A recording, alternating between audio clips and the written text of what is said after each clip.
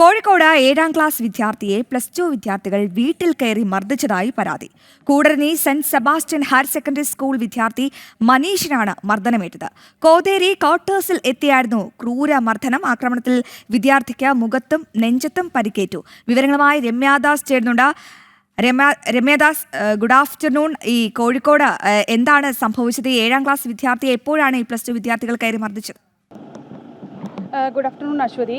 ഇന്ന് ഏകദേശം ഒരു 11 മണിയോടുകൂടിയായിരുന്നു ഈ കൂടരഞ്ഞിയിലെ കൊളപ്പറക്കുന്നിൽ കോതേരി ക്വാർട്ടേഴ്സിൽ താമസിക്കുന്ന ഈ 7ാം ക്ലാസ് വിദ്യാർത്ഥിയായ മനീഷിന് ഈ +1 വിദ്യാർത്ഥികളുടെ അതിക്രൂരമായ മർദ്ദനമേൽക്കുന്നത്.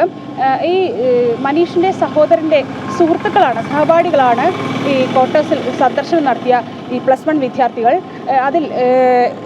അതിൽ തന്നെ ഇതേ സ്കൂളിൽ തന്നെ, അതായത് സെൻറ്റ് ജോസഫ്, ഈ Koodaranji saint Sebastian higher secondary സ്കൂളിലെ 7ാം ക്ലാസ് വിദ്യാർത്ഥിയാണ് ഈ മനീഷ്. ഇതേ സ്കൂളിലെ +1 വിദ്യാർത്ഥികളായ അക്ഷയാണ് ഇത്തരത്തിൽ ഈ മനീഷിനെ മർദ്ദിച്ചത്.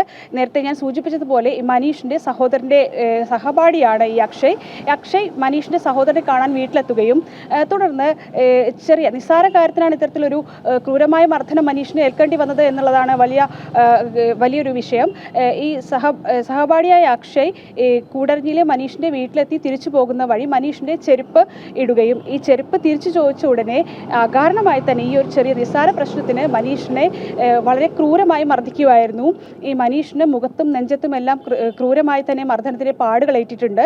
ഈ വിഷയവുമായി ബന്ധപ്പെട്ട് ഈ മനീഷിൻ്റെ മാതാപിതാക്കൾ തിരുവമ്പാടി പോലീസിൽ പരാതി നൽകിയിട്ടുണ്ട്.